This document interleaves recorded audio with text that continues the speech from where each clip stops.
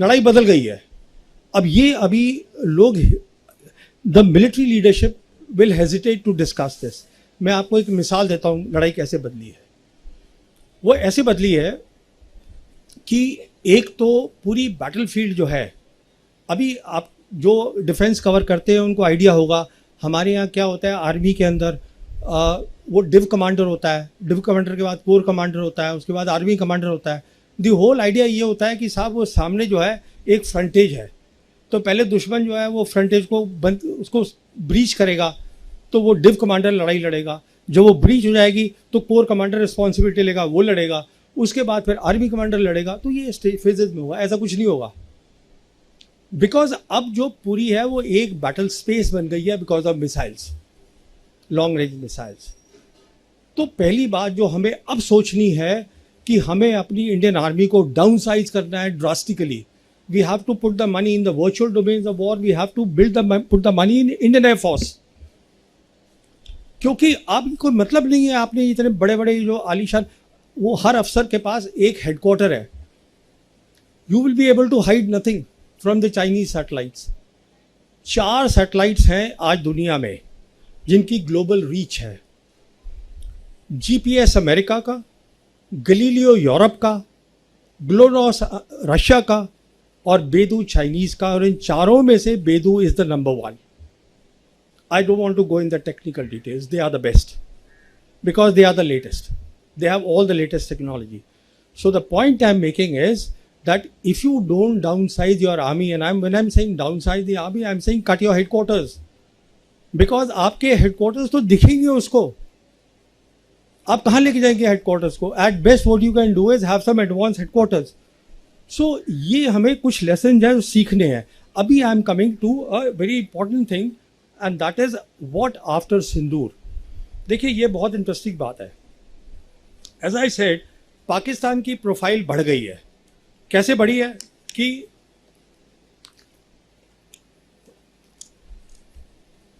तीनों great powers today are facilitating Pakistan. America को चाहिए पाकिस्तान काउंटर टेररिज्म के लिए। इन लोगों का रिश्ता है 9/11 से बहुत पुराना रिश्ता है, वो टूटा कभी नहीं था। And Asif Munir, because he is now become a 5 star, वो अटेंड कर रहे हैं कल उनकी 250th army day parade. Sorry, या आसिफ मुनीर फील्ड मार्शल। तो American happy with them. The world doesn't believe are talk of terrorism, वो कोई मतलब नहीं है, बिकॉज टेररिज्म फिनिश्ड इन 9/11। उसके बाद जो चला था, जब बुश जूनियर ने बात शुरू करी, यू आर विद अस और you not with us, that was the days of terrorism. Now, because as I said, the global geopolitics is shifting. This is the day really of the conventional wars or hybrid wars. उसमें terrorism भी हो सकती है, but terrorism cannot be by itself. तो ये आपका narrative कोई नहीं सुन रहा है। अच्छा, चाइना जो है सेकेंड ग्रेट पावर, उनके साथ खड़ा हुआ है। और जो रशिया है, as I said, they are, उनकी विजन जो है वो अलाइंड है। इनफैक्ट अभी रिपोर्ट आई है कि प्रेसिडेंट पुतिन, ब्रिक्स की समिट हो रही है 6-7 जुलाई को ब्राज़ील में। वहाँ पे 2 मुल्क, चाइना और रशिया, प्रपोज करने वाले हैं पाकिस्तान का नाम एज अ परमानेंट मेंबर। वो दूसरी बात है, होगा नहीं, because it works by consensus. In fact इसी के तहत foreign minister of Russia Sergey Lavrov, he is coming, I think tomorrow और day after he is coming to India. And one of the things before starting from Moscow, he said is, what I want to discuss is RIC. RIC stands for Russia, India, China. This is the foundation of BRICS. And BRICS is the key institution of the global south.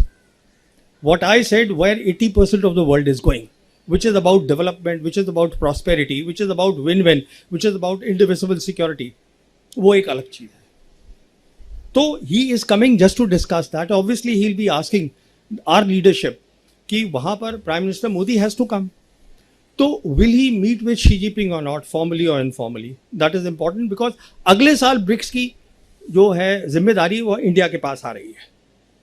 तो अब हमें अच्छा लगे या बुरा लगे, because of America 1.3 billion IMF ने loan दिया पाकिस्तान को। वर्ल्ड बैंक ने 4 बिलियन दिया है, एशिया डेवलपमेंट बैंक ने 800 मिलियन दिया है, और उनकी जियो पॉलिटिक्स बहुत बढ़ गई है। पूरी अरब वर्ल्ड, मुस्लिम वर्ल्ड, वो सब लिंक्ड है। सेंट्रल एशिया रिपब्लिक, ये सब रिक्वायरमेंट अमेरिकन की भी है, रिक्वायरमेंट चाइनीज़ की भी है। तो वो सब की आज जो है हमने ऑपरेशन सिंदूर करके bye and they showing to the world that they are a military competitor to India, we have actually raised their geopolitical profile exponentially. पहली बात तो ये है। दूसरी बात, जैसे मैं आपको शुरू में बता रहा था, we have abandoned SAARC. We abandoned that in 2016. Now we are in a limbo, we are in a complete suspense कि how much importance will the Trump administration give to Quad, how much importance it will give to India being the net security provider in Indian Ocean region, and how much backing it will give to South Asia. South Asia में उन्होंने हाथ झाड़ लिए हैं। एक सवाल पूछा था president Trump say about Bangladesh, and he said it is between the two countries, they can sort it out, he is not interested. कहने का मतलब ये है, जैसे मैं आपको बता रहा था, दोनों एक्सट्रीम पे तीनों ग्रेट पावर्स इन्वॉल्व हैं। आज खुला मैदान है for China. There is a strategic void. India is not there. America doesn't want to come there. And China is very much there. And अब आप सोचिए आगे क्या होगा। प्रोफाइल बढ़ गई है पाकिस्तान की। Why can't the Chinese put Pakistan as a strategic alternative to India in the SAARC and revive SAARC? SAARC आज भी जिंदा है, हेडक्वार्टर है उसका नेपाल के अंदर। तो इन पॉसिबिलिटीज़ को आप सोचिए कि हम अपने नेबरहुड में, there is a great possibility of getting strategically isolated. Next देखिए, जो सबसे इंपॉर्टेंट बात है जो मैं बताना चाहता हूँ आपको, this is the most important part. जो उनके डिफेंस मिनिस्टर हैं पाकिस्तान के, Khawaja Ali, he made Khawaja Asif, he made a statement 2 या 3 दिन पहले कि we are leaving Shimla agreement. We want to go back to the 1948 UN resolution. And what he said is that we want to call the military line ceasefire line.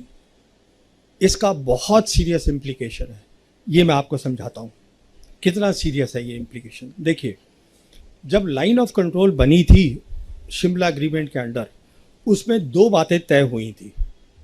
पहली बात ये तय हुई थी कि it will be bilateral, we will not allow any third party to come into this. और दूसरी बात ये तय हुई थी कि no force will be used by either side to change this line. कहने का मतलब ये है, दोनों साइड उसको टैक्टिकली तो चेंज कर सकते थे, जो हम करते रहते हैं, यहाँ मारा, उसने हमारा ले लिया, हमने उनका ले लिया, बट ये दोनों की तरफ से ये तय हुआ था under the Shimla agreement. Now if they leave the Shimla agreement, and let me tell you, everything that the Chinese do, Pakistanis do, they are constantly taking the advice of China. इसको आप बिल्कुल दिमाग में डाल लीजिएगा कि चाइना और पाकिस्तान को एक देखिए। अब आप, वो हमेशा एक थे ही, पर हमने उसको 5 अगस्त 2019 के पास उनको ओपनली हमने एक बना दिया, वो गलती करके। तो अब देखिए इसका मतलब क्या है। जब वो बोलते हैं हम सीज फायर लाइन पे जाएंगे, इसका इम्प्लीकेशन बहुत सीधा सा है। एक तो we are open now, what they say very clearly कि we are open to the multilateral approach, we are open to the outside powers talking about Kashmir. देखिए, उनका core concern is Kashmir, Pakistan का, वो था, वो आज भी है। More important than that is कि सीज फायर लाइन को सुपरसीड किया था लाइन ऑफ कंट्रोल ने। लाइन ऑफ कंट्रोल बन गई। If they go back there, that means वो जो सीज फायर लाइन थी विच इज सुपरसीडेड, उसके जो रूल्स थे जो सीज फायर लाइन के, वो आज लागू नहीं होते। So they are making a case for attack on Kashmir. Please take it seriously. This is a case for the attack of Kashmir, जिसकी कोई बात नहीं कर रहा है इस देश में, कोई बात ये नहीं समझ रहा है। It is a one front reinforced war. कोई ये समझ नहीं रहा है कि ग्लोबल जियोपॉलिटिक्स हमारे रीजन में आ गई है। China today is a dominant power in south Asia. हमने साउथ एशिया छोड़ दिया है, और पाकिस्तान और ये जो दोनों है साउथ एशिया में हमें स्ट्रेटेजिकली बिल्कुल आइसोलेट करके मैंने कहा था कि पॉज है अभी ऑपरेशन के अंदर, तो why can't they lift the pause, हमसे पहले उनकी तैयारी हो जाएगी। देखिए, जब भी आप कोई चीज़ स्ट्रैटेजी बनाते हैं मुल्क की, you always have to keep two things in mind. First is always take into consideration the worst case scenario, not the best case scenario. Number two, always give more capabilities to your enemy than he actually has, because then you will do well. ये दो basic बातें हैं, military में भी होती हैं, war appreciation में। तो मैं आपको ये सब बातें एक बहुत in little time, this is a very expensive subject, तो मैं ये आपको बताना चाहता था, but I am open to questions. Thank you very much. लड़ाई बदल गई है अब, ये अभी लोग, the military leadership will hesitate to discuss this. मैं आपको एक मिसाल देता हूँ लड़ाई कैसे बदली है। वो ऐसे बदली है कि एक तो पूरी बैटलफील्ड जो है, अभी आप जो डिफेंस कवर करते हैं उनको आइडिया होगा, हमारे यहाँ क्या होता है आर्मी के अंदर, वो डिव कमांडर होता है, डिव कमांडर के बाद कोर कमांडर होता है, उसके बाद आर्मी कमांडर होता है। दी होल आइडिया ये होता है कि साहब वो सामने जो है एक फ्रंटेज है, तो पहले दुश्मन जो है वो फ्रंटेज को बंद, उसको ब्रीच करेगा, तो वो डिव कमांडर लड़ाई लड़ेगा। जब वो ब्रीच हो जाएगी तो कोर कमांडर रिस्पॉन्सिबिलिटी लेगा, वो लड़ेगा, उसके बाद फिर आर्मी कमांडर लड़ेगा। तो ये फेजेज में होगा, ऐसा कुछ नहीं होगा, बिकॉज अब जो पूरी है वो एक बैटल स्पेस बन गई है because of missiles, long range missiles. तो पहली बात जो हमें अब सोचनी है कि हमें अपनी इंडियन आर्मी को डाउन साइज करना है drastically. We have to put the money in the virtual domains of war, we have to put the money in Indian air force, क्योंकि अब कोई मतलब नहीं है आपने इतने बड़े बड़े जो आलीशान, वो हर अफसर के पास एक हेडक्वार्टर है। You will be able to hide nothing from the Chinese satellites. 4 satellites हैं आज दुनिया में जिनकी ग्लोबल रीच है। जीपीएस अमेरिका का, गलीलियो यूरोप का, ग्लोनॉस रशिया का और बेदू चाइनीज का, और इन चारों में से बेदू is the number 1। I don't want to go in the technical details. They are the best because they are the latest. They have all the latest technology. So the point I'm making is that if you don't downsize your army, and when I'm saying downsize the army, I'm saying cut your headquarters, because आपके headquarters तो दिखेंगे उसको, आप कहाँ लेके जाएंगे headquarters को? At best what you can do is have some advanced headquarters. So ये हमें कुछ lessons हैं जो सीखने हैं। अभी I'm coming to a very important thing, and that is what after सिंदूर। देखिए ये बहुत इंटरेस्टिंग बात है। एज आई सेड, पाकिस्तान की प्रोफाइल बढ़ गई है। कैसे बढ़ी है कि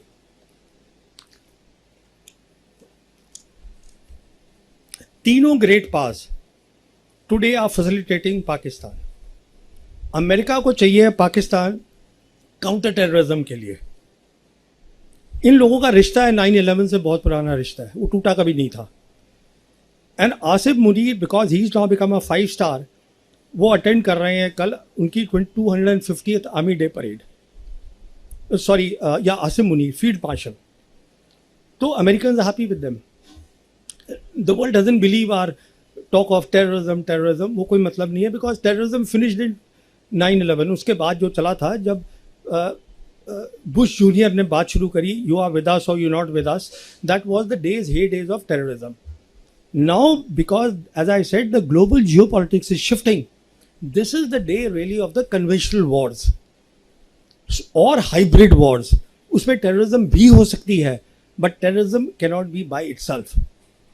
तो ये आपका नैरेटिव कोई नहीं सुन रहा है। अच्छा, चाइना जो है सेकेंड ग्रेट पावर, उनके साथ खड़ा हुआ है, और जो रशिया है, as I said, they are, उनकी विजन जो है वो अलाइंड है। इनफैक्ट अभी रिपोर्ट आई है कि प्रेसिडेंट पुतिन, ब्रिक्स की समिट हो रही है 6-7 जुलाई को ब्राज़ील में।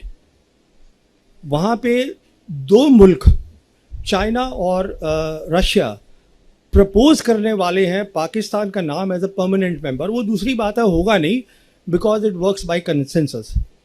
इनफैक्ट इसी के तहत foreign minister of Russia Sergey Lavrov, he is coming, I think tomorrow और day after, he is coming to India. And one of the things before starting from Moscow, he said is, what I want to discuss is RIC. RIC stands for Russia, India, China. This is the foundation of BRICS.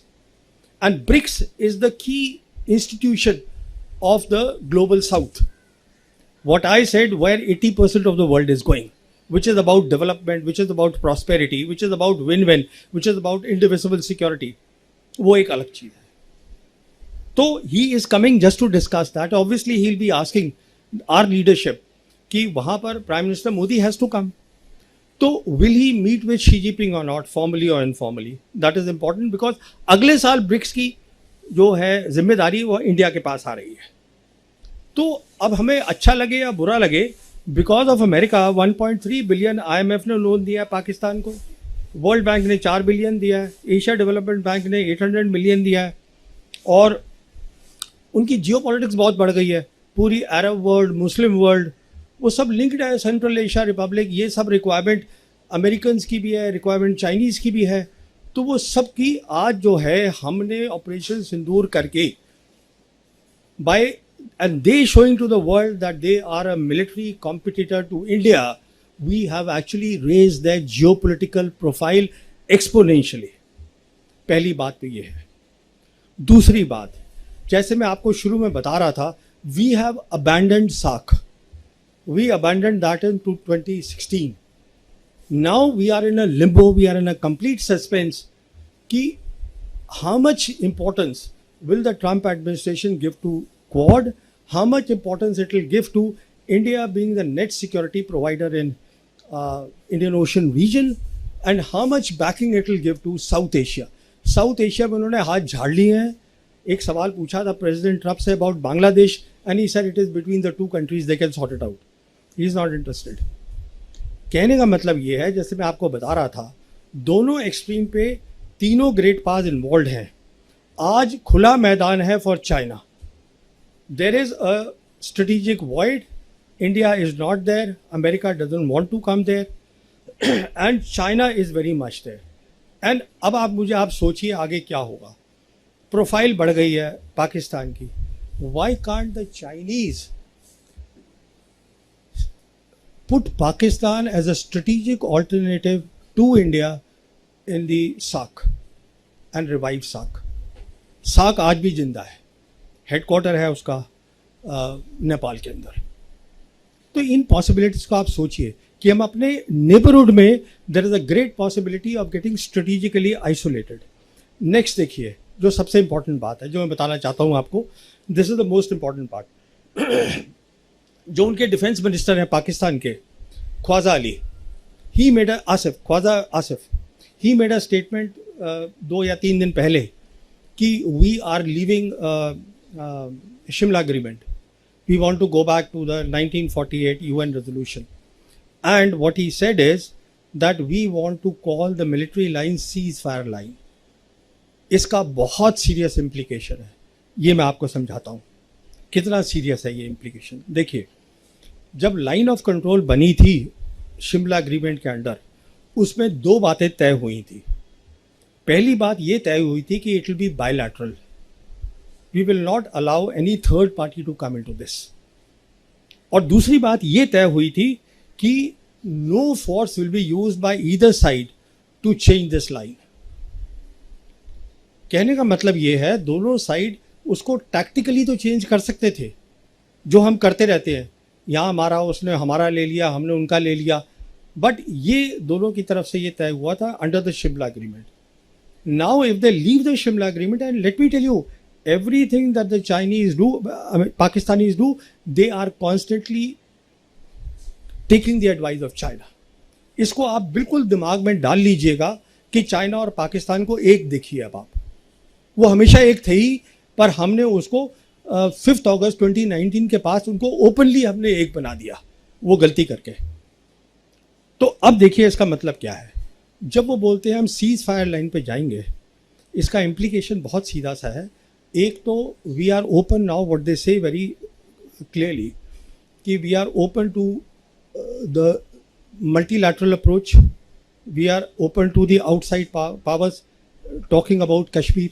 देखिए, उनका core concern is Kashmir, Pakistan का. वो था, वो आज भी है. More important than that is कि सीज फायर लाइन को सुपरसीड किया था लाइन ऑफ कंट्रोल ने। लाइन ऑफ कंट्रोल बन गई। If they go back there, that means वो जो सीज फायर लाइन थी विच इज सुपरसीडेड, उसके जो रूल्स थे जो सीज फायर लाइन के, वो आज लागू नहीं होते। So they are making a case for attack on Kashmir. Please take it seriously. This is a case for the attack of Kashmir, जिसकी कोई बात नहीं कर रहा है इस देश में। कोई बात ये नहीं समझ रहा है it is a one front reinforced war. कोई ये समझ नहीं रहा है कि ग्लोबल जियोपॉलिटिक्स हमारे रीजन में आ गई है। China today is a dominant power in south Asia. हमने साउथ एशिया छोड़ दिया है, और पाकिस्तान और ये जो दोनों है साउथ एशिया में हमें स्ट्रेटेजिकली बिल्कुल आइसोलेट करके, मैंने कहा था कि पॉज है अभी ऑपरेशन के अंदर, तो why can't they lift the pause? हमसे पहले उनकी तैयारी हो जाएगी। देखिए, जब भी आप कोई चीज़ स्ट्रैटेजी बनाते हैं मुल्क की, you always have to keep two things in mind. First is always take into consideration the worst case scenario, not the best case scenario. Number two, always give more capabilities to your enemy than he actually has, because then you will do well. ये दो basic बातें हैं, military में भी होती हैं, war appreciation में।